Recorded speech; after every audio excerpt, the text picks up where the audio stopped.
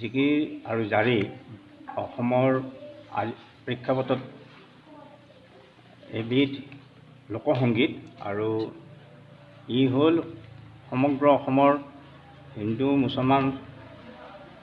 সকলোৰে জৈন বুদ্ধ খ্ৰীষ্টিয়ান সকলোৰে অন্তৰ চুই যোৱা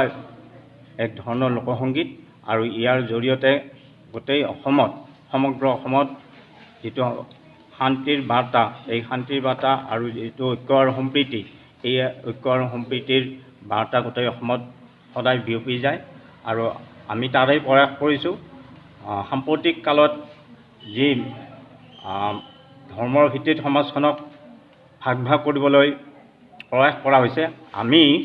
সকলোকে ধৰ্মৰ যিডাল এনাজৰী এই এনাজৰীডালেৰে বান্ধিবৰ কাৰণে এই জিকিৰৰ মাধ্যমেদি আমি প্ৰয়াস কৰিছোঁ। ইয়াত আমি মুখ্যতঃ এটি জিকিৰ মোৰ মনত ভেদভাৱ নাই হিন্দু কি মুছলমান একে আল্লাহৰ ফৰমান এই বাৰ্তাবাহক এই জিকিৰটো আমি আজিৰ সময়ৰ প্ৰেক্ষাপটত আমি সকলোৰে মাজত বিলাই পৰিছোঁ সম্প্ৰীতিৰ